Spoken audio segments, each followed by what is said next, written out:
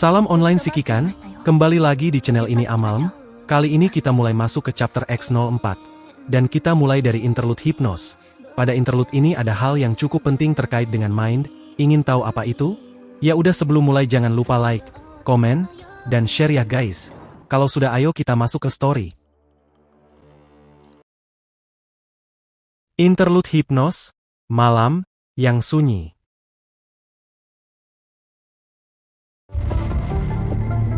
Para asisten menyiapkan konstruk di tempat tidur perawatan sesuai instruksi Wan Shi. Wan Shi kemudian berganti pakaian anti debu dan berdiri di tengah ruang perawatan. Seorang asisten memberitahu Wan Shi bahwa seorang konstruk dibawa ke ruang perawatan 13. Wan Shi mengangguk dan memulai perawatan jarak jauh pada ruang 13, yang akan membebani pikirannya.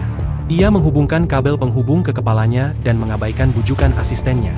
Melalui terminal kit, Wan Shi mengendalikan lengan robot di ruang perawatan 13 untuk melakukan perawatan, melakukan dua kinerja secara bersamaan. Wan Shi menyelesaikan pekerjaannya di ruang perawatan 13 dan menyingkirkan peralatan perawatan. Asisten mengambil alih alat perawatan dan Wan Shi melangkah mundur, namun tiba-tiba tersandung dan merasa seperti berada dalam ilusi. Setelah berpegangan pada dinding dan menarik napas dalam-dalam, Wan Shi kembali berdiri dan meminum beberapa pil.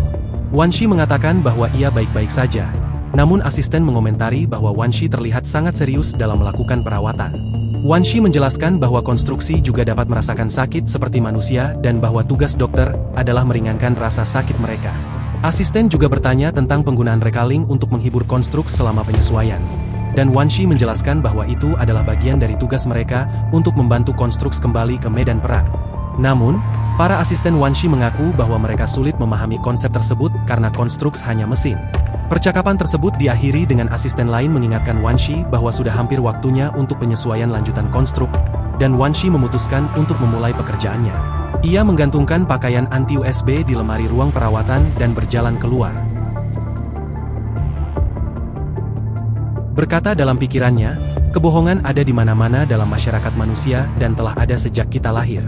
Setiap orang akan berinteraksi dengan kebohongan dalam jaringan sosial mereka.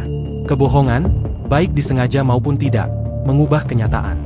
Saat seseorang melihat melampaui kebohongan dan menemukan kenyataan, hal tersebut dapat memiliki konsekuensi yang signifikan, seperti mengencangnya atau putusnya hubungan. Selain itu, hal-hal yang tampak tidak penting dapat berubah menjadi berbahaya setelah kebenaran terungkap. Wan Shi terkejut mendengar berita mengejutkan dari profesor dan mencoba menahan keterkejutannya. Profesor menjelaskan bahwa beberapa kehidupan lebih setara daripada yang lain di bintang kehidupan, dan Departemen Pemeliharaan Konstruk sebenarnya adalah rumah jagal yang dipenuhi kebohongan. Wan Shi bertanya tentang penarikan kembali atau rekaling, dan profesor menjelaskan bahwa konstruksi yang diketahui publik, yang telah ditarik kembali dan dikembalikan ke medan perang, sebenarnya adalah pengecualian, yang dibentuk oleh militer untuk menjadi inspirasi. Mereka tidak menggunakan penarikan kembali, tetapi operasi sulit yang mengekstraksi ingatan para konstruk.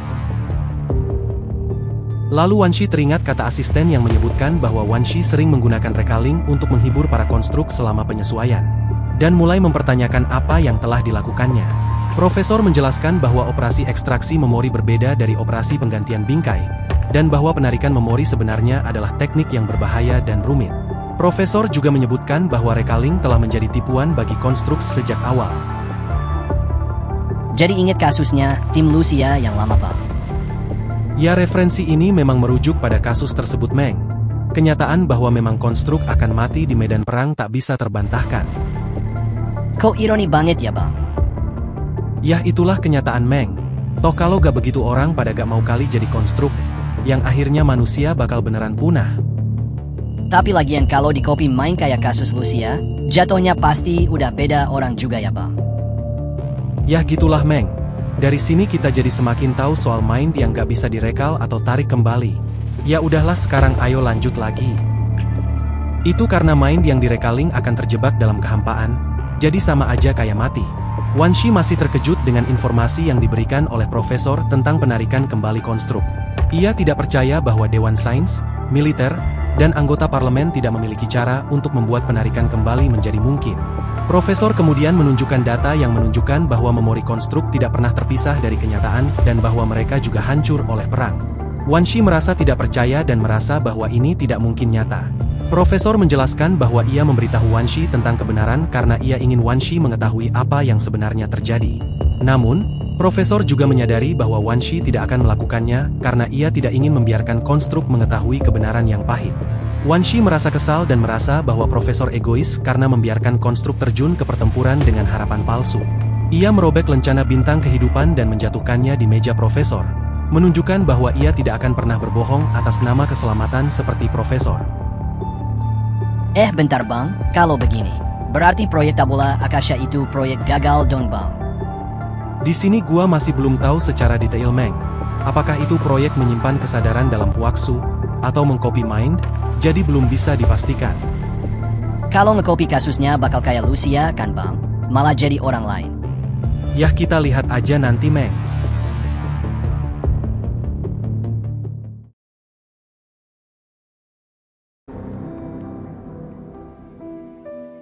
Setelah meninggalkan kantor, Wan Shi berjalan melalui koridor bintang kehidupan dan melihat planet bumi melalui jendela kapal. Ia mendengar pidato klasik presiden yang disiarkan ke seluruh Babilonia, yang menyebutkan bahwa konstruksi akan menjadi harapan manusia untuk kembali ke bumi. Namun, Wan Shi mulai mempertanyakan arti sebenarnya dari kembali ke bumi. Apakah itu suatu kehormatan, tanggung jawab, atau beban berat dari mimpi yang telah lama diidam-idamkan? Ia juga mempertanyakan apakah perlu mengelabui para konstruk ke medan perang hanya untuk membawa manusia kembali ke bumi lebih cepat. Wan Shi merasa bahwa ini adalah sesuatu yang tidak dapat ia pahami. Star of Life atau Bintang Kehidupan, lembaga medis tertinggi pemerintah dunia, beroperasi tanpa lelah untuk menyediakan perawatan medis terbaik. Wan Shi keluar dari Bintang Kehidupan dan mendengar sapaan akrab dari sistem. Namun, kali ini kata-kata Departemen Pemeliharaan Bangunan membuatnya merasa sakit dan tergetar. Sistem mendeteksi peningkatan tingkat kecemasan Wan Shi dan menawarkan sesi untuk meredakan tekanan. Namun Wan Shi menolak dengan diam. Penjaga keamanan di pintu masuk memperhatikan kedatangannya dan berdiri di sampingnya, dengan menjaga jarak tertentu. Dua petugas keamanan atau satpam, sedang ngegibahin Wan Shi, seorang dokter di Departemen Pemeliharaan Konstruksi. Mereka heran mengapa Wan Shi terlihat begitu getir dan sengsara, padahal bekerja di departemen yang dianggap nyaman. Satpam B menjelaskan bahwa pekerjaan Wan Shi tidak semudah yang dibayangkan, karena kesalahan kecil dalam perawatan konstruksi dapat berakibat serius. Mereka juga membahas tentang perbedaan antara pekerjaan dokter di Star of Life dan pekerjaan perawatan konstruksi. Satpam A bertanya mengapa Star of Life tetap merawat konstruksi yang rusak, bukan menggantinya dengan yang baru. Satpam B menjelaskan bahwa membangun kerangka baru membutuhkan sumber daya dan waktu yang banyak, sehingga lebih efektif untuk memperbaiki dan menyesuaikan kerangka yang rusak. Mereka juga membahas tentang kelebihan menjadi konstruksi, karena mereka tidak akan pernah mati dan dapat mengaktifkan rekal dalam kasus terburuk, tanpa tahu kenyataan sebenarnya. Namun, Satpam A menyatakan bahwa ia masih ingin menjadi manusia. Wan Shi merenungkan tentang kebohongan yang dibuat untuk mendorong para konstruk berperang. Ia menyadari bahwa kebohongan ini telah menciptakan persepsi yang menggelikan tentang konstruk bagi sebagian besar orang di Babilonia, yah contohnya dua satpam tadi. Ya itu yang dipikir. Wan Shi juga menyadari bahwa ia sendiri telah membantu menyebarkan kebohongan ini. Ia merasa tidak memiliki hak untuk mengkritik orang lain karena ia juga telah terlibat dalam kebohongan ini.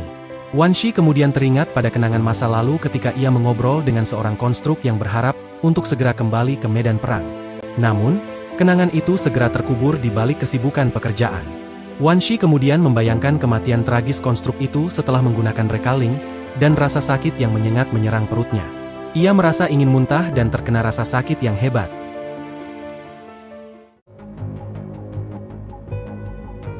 Tiba-tiba terjadi keadaan serius di Bintang Kehidupan.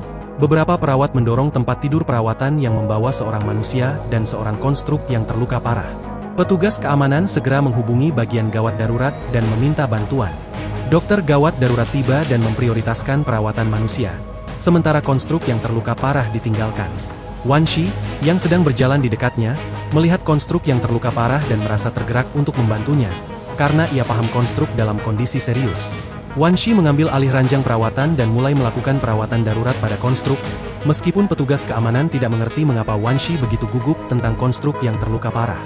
Wan Shi kemudian mendorong ranjang perawatan ke arah Bintang Kehidupan untuk melakukan perawatan lebih lanjut. Kadang orang yang nggak tahu apa-apa bakal terlihat sangat bodoh ya Pak. Itulah pentingnya jangan mengambil satu sudut pandang aja Meng. Ya tapi mereka gak bisa disalahin juga, karena mereka gak paham situasinya. Setelah melakukan pemeliharaan darurat pada konstruk, Wan Shi berjalan menuju ruang santai dengan lesu. Ia mendengar konstruk yang terluka parah meminta bantuan untuk mematikan modul rasa sakit. Namun Wan Shi menjelaskan bahwa hal itu tidak bisa dilakukan karena akan menciptakan penyimpangan main. Profesor kemudian mendekati Wan Shi dan bertanya mengapa Wan Shi meninggalkan pediatri untuk Departemen Perawatan Konstruk. Wan Shi menjelaskan bahwa ia ingin membantu karena kekurangan staf dan ingin meringankan rasa sakit baik manusia maupun konstruk. Profesor kemudian mengingatkan Wan Shi tentang tugas bintang kehidupan untuk membantu membebaskan para konstruk dari penderitaan mereka dan mengembalikan mereka ke medan perang. Profesor menyatakan bahwa ia memiliki harapan besar untuk Wan Shi dan memintanya untuk terus berkarya. Wan Shi semakin terganggu oleh kenangan masa lalunya di bintang kehidupan. Ia merenungkan apakah pekerjaannya di masa lalu dapat dihitung sebagai penyelamatan nyawa. Namun, ia menyadari bahwa ia tidak cukup kejam untuk meninggalkan konstruk dalam kesakitan. Wan Shi kemudian bergerak maju perlahan dan tiba di ruang pemulihan, di mana profesor sedang berbicara dengan seorang konstruk. Profesor memberitahu konstruk bahwa penyesuaian bingkainya berjalan dengan baik, dan bahwa ia dapat menggunakan rekaling sebagai pilihan terakhir jika ia kembali ke medan perang. Konstruk tersebut meminta profesor untuk mencabut kabel-kabel yang mengganggu, tetapi profesor menolak karena hal itu dapat menyebabkan penyimpangan main dan menghabiskan banyak sumber daya. Wan Shi kemudian memotong percakapan tersebut dengan mengucapkan, "Cukup." Wan Shi mendorong pintu ruang pemulihan dan memotong percakapan antara profesor dan konstruk. Wan Shi mengungkapkan kebenaran bahwa kembali ke medan perang dalam keadaan seperti itu tidak ada bedanya dengan bunuh diri. Profesor mencoba untuk menghentikan Wan Shi, tetapi Wan Shi terus mengungkapkan kebenaran bahwa konstruk tidak abadi dan bahwa mereka sama seperti manusia. Konstruk mulai memahami kebenaran dan merasa bahwa penarikan kembali itu adalah penipuan. Profesor akhirnya keluar dari ruangan bersama Wan Shi, meninggalkan konstruk sendirian. Dan konstruk duduk diam, tak bernyawa, seolah-olah sepenuhnya terintegrasi dengan mesin di sekitarnya. Profesor pun khawatir, bahwa mengungkap kebohongan tidaklah cukup untuk menjadi jawaban yang tepat. Wan Shi masih terganggu oleh kata-kata konstruk, yang mengungkapkan kebenaran tentang kehidupan mereka sebagai alat perang. Dan para petinggi tak peduli dengan konstruk biasa. Dan Wan Shi merasa bahwa apa yang telah dia dilakukan itu tidak ada gunanya. Saat Wan Shi duduk sendirian di kantor, dia merasa tertekan dan kehilangan rasa kantuk. Namun, ketukan pintu yang tiba-tiba mengganggu tidurnya. Wan Shi membuka pintu dan menemukan konstruk yang sebelumnya telah berbicara. Tapi tak terduga, konstruk menjatuhkan Wan Shi ke tanah dan memborgolnya dengan kuat dari belakang. Konstruk meminta bantuan Wan Shi dan kemudian mendorongnya keluar dari Star of Life.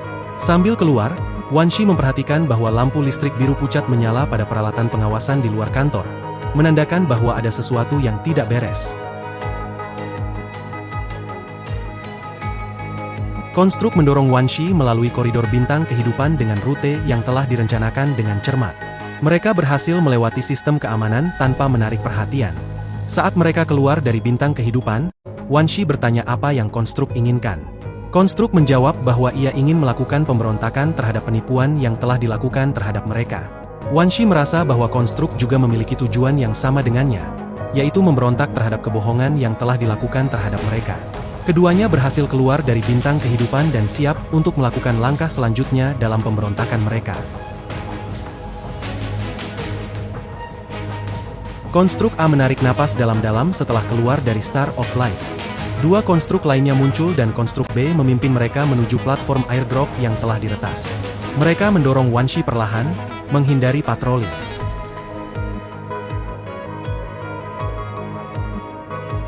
Konstruk B berhasil meretas platform airdrop dan mereka siap untuk berangkat. Namun, sebelum mereka bisa melakukannya, pasukan pemurni muncul dan menyerang mereka. Dua konstruk, Soren dan Howard, terbunuh dalam serangan tersebut. Konstruk A, yang kemudian mengungkapkan namanya sebagai Jet, terluka parah dan jatuh berlutut. Ia melemparkan beberapa kubus hitam yang membentuk jaringan listrik untuk menahan pasukan pemurni. Jet mengungkapkan bahwa ia tahu akhirnya akan seperti ini dan bahwa mati adalah akhir yang tak terelakkan bagi konstruk. Ia juga mengungkapkan bahwa mereka semua memiliki nama, dan bukan hanya sekedar konstruk. Jet mengungkapkan bahwa ia dan rekan-rekannya lelah dengan siklus perang dan ingin melarikan diri. Dengan kata-kata yang cukup menyedihkan. Namun, sebelum mereka bisa melakukannya, pasukan pemurni menyerang dan menghentikan mereka. Jet terluka parah dan akhirnya tewas setelah ledakan selongsong peledak. Pasukan pemurni kemudian mendekati Wan Shi, melepaskan borgolnya, dan membantunya keluar dari platform airdrop. Wan Shi terkejut ketika mendengar bahwa profesor yang ia kenal mungkin terlibat dalam insiden tersebut. Setelah keluar dari platform airdrop, Wan Shi melihat profesor yang ditahan di mobil pengawal, dikelilingi oleh anggota pasukan pemurni. Profesor itu memberikan isyarat diam kepada Wan Shi dan memaksakan senyum. Wan Shi ingin mengatakan sesuatu, tetapi anggota pasukan pemurni memisahkannya untuk memeriksa lukanya. Wan Shi merasa terisolasi dan tidak dapat menjawab pertanyaan mereka.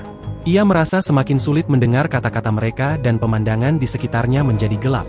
Wan Shi akhirnya bergumam pada dirinya sendiri, mempertanyakan apakah kenyataan di balik kebohongan itu tidak akan berubah oleh amarah atau perjuangan.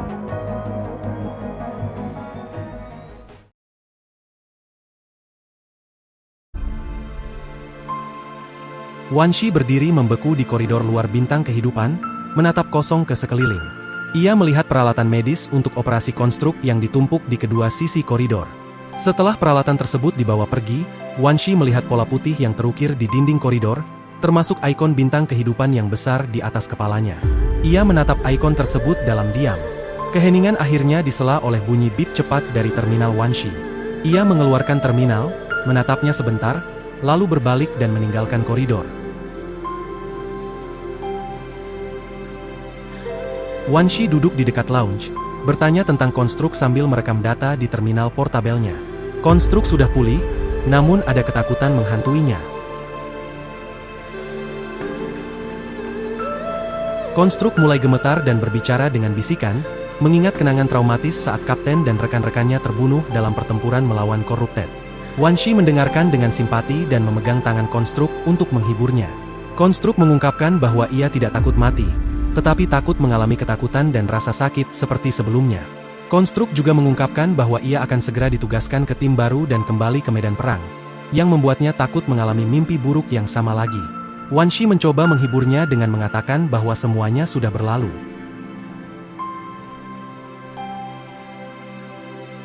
Wan Shi mengingat kata-kata Profesor dan Jet. Profesor mengatakan bahwa keberanian Wan Shi untuk mengungkap kebohongan mungkin tidak cukup tepat. Di sisi lain Jet mengatakan bahwa kebohongan dan kebenaran tidak ada bedanya bagi konstruk seperti mereka, dan bahwa mati demi manusia adalah akhir yang tak terelakkan bagi mereka, itulah kenyataan. Wan Shi mengingat kata-kata yang pernah didengarnya di masa lalu setelah mendengarkan pengakuan konstruk. Ia mencoba mencari kata-kata untuk menghibur konstruk, tetapi semua yang dipikirkannya mengarah pada jawaban yang telah diketahuinya sejak lama. Wan Shi kemudian menyarankan konstruk untuk mengaktifkan penarikan kembali jika tidak dapat bertahan, sehingga kerangka yang terluka dapat disingkirkan dan mindnya dapat kembali ke Babilonia. Konstruk merasa bahwa ini hanya penyangkalan, tetapi Wan Shi menjelaskan bahwa ini adalah cara untuk mengikuti naluri dan memanfaatkan sarana asuransi yang telah disiapkan oleh manusia. Konstruk merasa lega dan berterima kasih kepada Wan Shi atas kenyamanannya. Wan Shi merasa bahwa ini adalah yang paling tidak bisa dilakukan, dan konstruk menghargai kesabaran dan kebaikan Wan Shi sebagai dokter.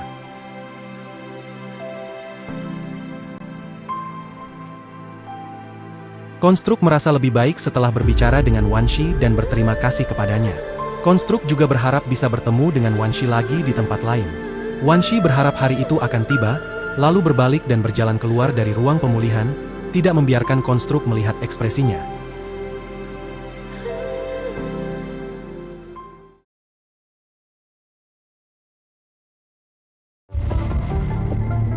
Wan Shi masih teringat dengan kata-kata yang ia ucapkan kepada konstruk tentang penarikan kembali.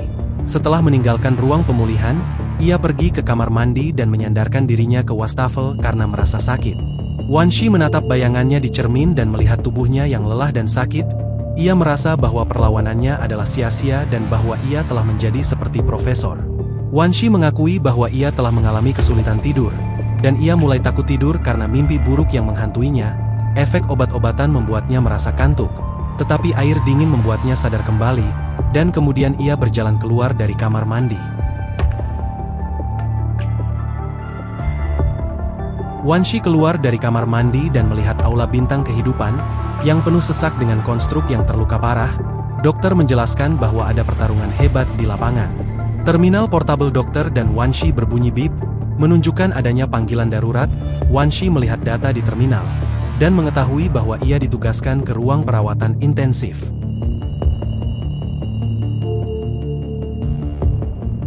Ia memasuki ruang perawatan 1, dan melihat konstruk pirang bernama Kamui yang terluka parah. Asisten berjuang untuk memindahkannya ke sudut ruangan. Nicola, yang berada di balik kamera pengawas, memerintahkan untuk memperbaiki Kamui. Wan Shi pun memulai perawatan, mencatat kerusakan pada modul tindakan dan kelainan pada modul sirkulasi. Nicola bertanya tentang nama dokter yang merawat Kamui, dan mengetahui bahwa namanya adalah Wan Shi. Nicola meminta profil Wan Shi dan menyatakan bahwa ia adalah ikan besar di kolam kecil yang perlu dikirim ke bumi agar ia dapat mengeluarkan potensi maksimalnya.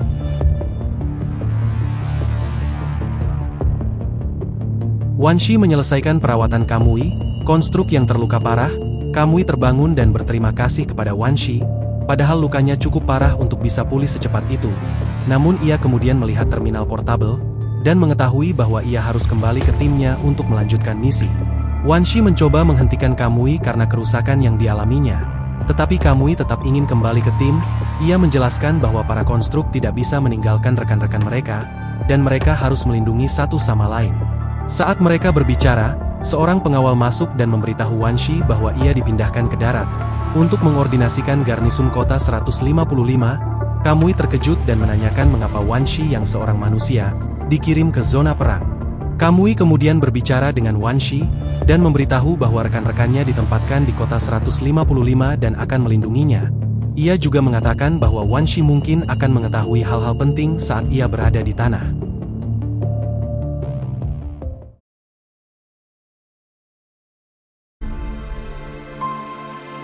Wan Shi dan Kamui memasuki area CPF, dan Wan Shi melepas masker pelindungnya.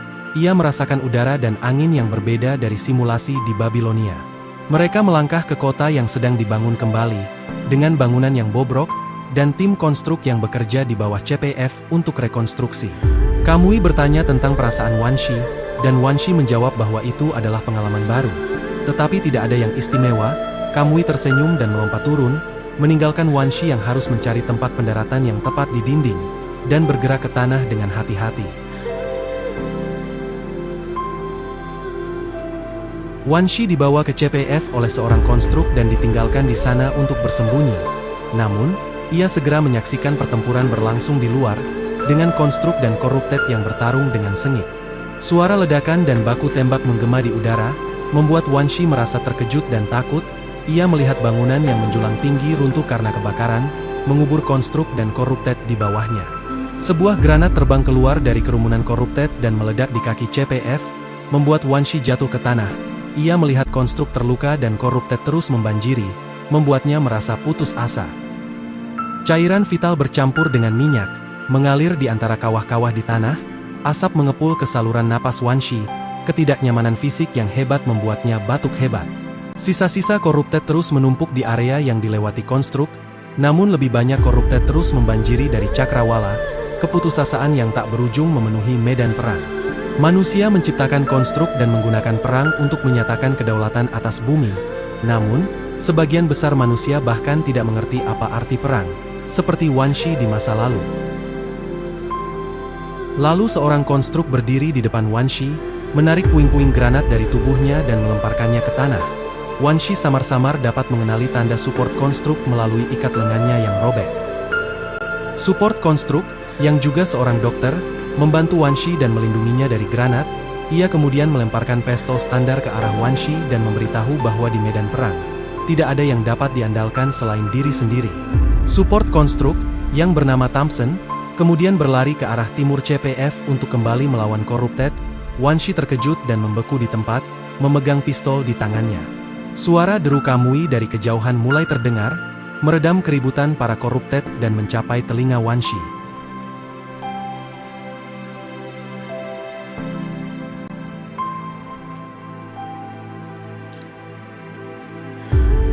Memasuki Battle Kamui, ya di sini dia hanya bertarung dan berjuang melawan Corrupted dan membantu rekan-rekannya. Tapi kalau buat player menghajar Corrupted di sini agak keras, tapi kalian bisa memanfaatkan gentong minyak untuk diledakkan di dekat musuh, agar dapat lebih cepat mengalahkannya. Wan Shi melarikan diri dari tempat perlindungan yang runtuh, dan berlari ke bangunan di samping yang tampaknya lebih aman. Di tengah perjalanan, ia melihat konstruk yang terluka parah di tanah, yang sedang menembaki Corrupted dengan senapan. Namun, senapan konstruk macet, dan ia melempar senapan dan menjatuhkan beberapa Corrupted di kejauhan. Wan Shi bergegas ke konstruk dan mengeluarkan perlengkapan perawatan untuk mengobatinya. Saat Wan Shi mencoba mengobati lukanya, konstruk tiba-tiba meraih tangan Wan Shi dan menunjuk ke dada dan modul vokalnya, yang rusak parah dan mengalirkan cairan vital ke tanah. Wan Shi memperbaiki modul vokal konstruk yang terluka parah, dan konstruk tersebut mengucapkan terima kasih. Konstruk kemudian meminta Wan Shi untuk mengambil pistol Thompson dan mengarahkannya ke kerumunan Corrupted. Konstruk memberikan instruksi tentang cara menembak dengan benar, meminta Wan Shi untuk mengangkat lengan, menyesuaikan postur, dan fokus pada garis bidik. Wan Shi mengikuti instruksi konstruk dan menembak Corrupted dengan akurat. Setelah itu, konstruk tidak dapat bertahan lagi dan lengannya jatuh ke tanah.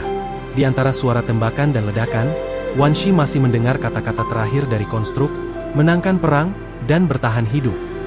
Indeks pada perlengkapan perawatan berangsur-angsur berubah menjadi 0, menandakan bahwa konstruk telah hilang dari medan perang selamanya, menghilang seperti asap. Wan Shi menyadari bahwa kenyataan perang jauh lebih mengerikan daripada bayangannya. Ia melihat para Corrupted dan konstruk bertarung dengan sengit, meninggalkan sisa-sisa mekanis di belakang. Suara deru Corrupted dan senjata yang beradu terus menggelitik gendang telinganya. Tetapi perlahan-lahan menghilang, Wan Shi terkejut dan terguncang oleh kenyataan perang yang mengerikan dan kejam ini.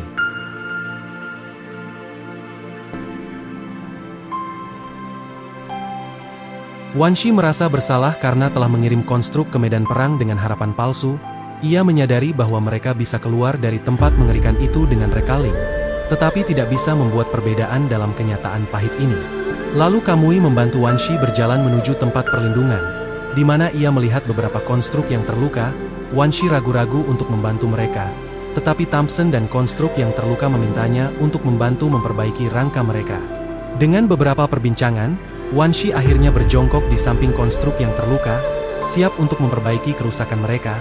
Ia melihat ke belakang dan melihat seringai khas Kamui yang mendorongnya untuk bertindak. Thompson berbagi cerita tentang anaknya dan mengapa ia berperang. Ia menjelaskan bahwa sebagai seorang konstruk, ia memiliki tanggung jawab untuk menyelamatkan rekan-rekannya yang terluka dan berjuang bersama mereka.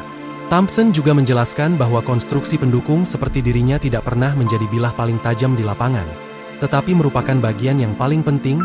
Mereka adalah bendera yang memberikan inspirasi dan kepercayaan diri kepada rekan-rekannya, serta menjadi simbol harapan bagi mereka. Wan Shi terdiam, tergerak oleh kata-kata Thompson.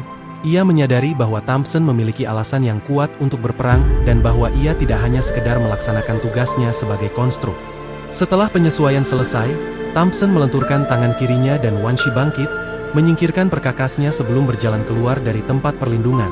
Wan Shi tampaknya telah terpengaruh oleh kata-kata Thompson, dan mungkin telah menemukan alasan baru untuk terus berjuang.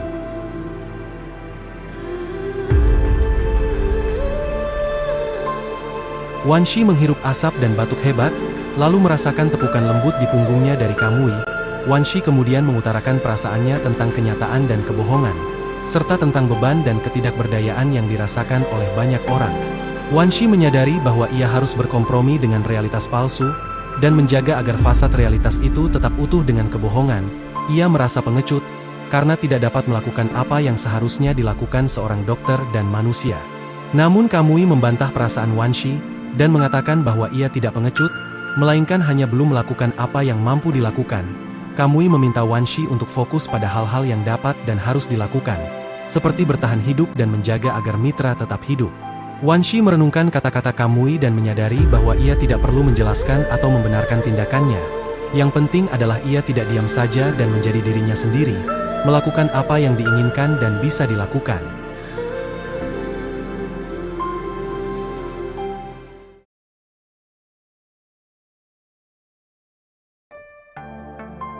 Serangan Corrupted berikutnya akan segera datang, dan pemimpin memberi arahan sesuai dengan situasi.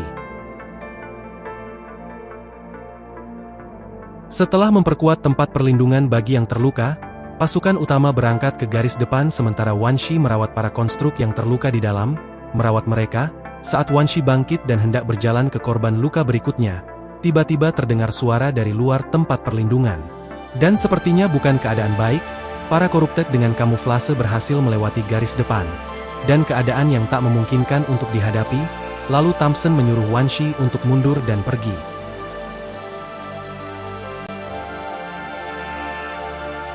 Wan Shi merenungkan kembali tujuannya, dengan mengingat kata-kata dari rekan-rekannya, dan menyadari bahwa ia ingin merawat dan melindungi para konstruk yang terluka, serta orang-orang di sekitarnya. Ia memahami kembali motivasi dan tujuan ia sebenarnya.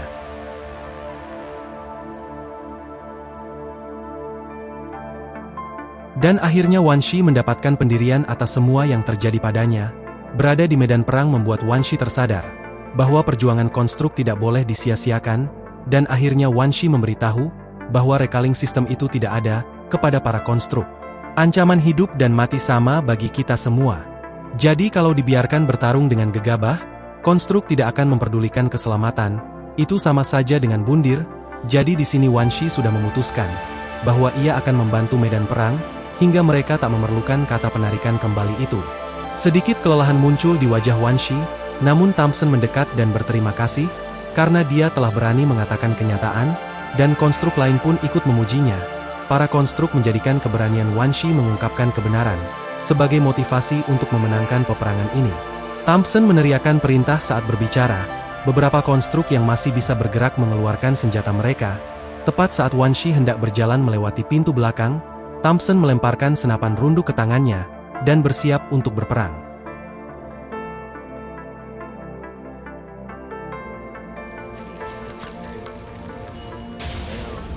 Pada akhirnya Wan Shi bergabung dalam perang, namun di saat ini mereka menghadapi musuh yang kuat, hingga Thompson memberi arahan darurat.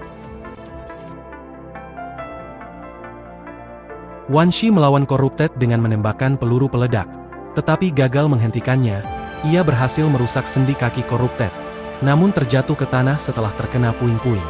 Corrupted siap memberikan pukulan terakhir, tetapi Thompson dan beberapa konstruk datang membantu dengan serangan terakhir. Namun, serangan itu belum menghancurkan shell memori Corrupted. Dan Wan Shi pun pasrah, menyambut kematian, tetapi Kamui muncul dan menendang Corrupted ke samping dengan pedang besarnya. Namun Wan Shi jatuh koma setelah kehilangan tenaganya. Wan Shi tersadar, dan pada akhirnya, area ini berhasil dibersihkan dari Corrupted, dengan semua rekannya yang selamat, dan Wan Shi mendapatkan motivasi lagi, lakukan apa yang kita bisa, tanpa perlu memikirkan benar atau salah, yang penting sudah berusaha.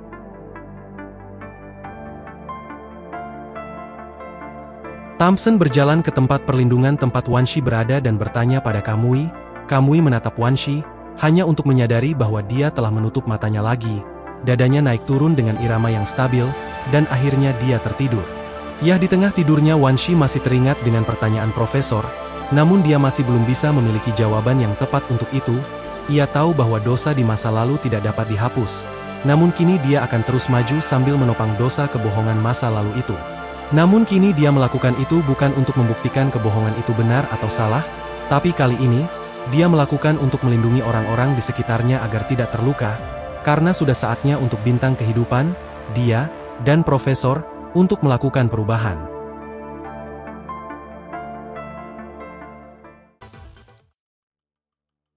Dan interlude hipnos selesai, interlude yang cukup menguras mental saya dalam pengerjaannya. Karena memang interlude ini terlalu memiliki obrolan yang panjang, dan juga obrolannya lumayan kompleks. Jadi butuh usaha lebih dalam saya membuat rangkumannya. Tapi alhamdulillah akhirnya selesai juga. Dan habis ini saya ingin memberitahukan bahwa saya sedang dalam pengerjaan chapter X04. Ya bener guys, kita langsung masuk ke chapter utamanya. Karena kalau diurutkan sesuai alur dari ceritanya, kita bisa langsung masuk ke story utama. Setelah itu baru masuk ke story interlude Tempest. Dan sebelum mengakhiri video seperti biasa saya mau berterima kasih buat para Shikikan yang udah nonton sampai akhir. Dan sampai bertemu di cerita selanjutnya. Salam online Shikikan.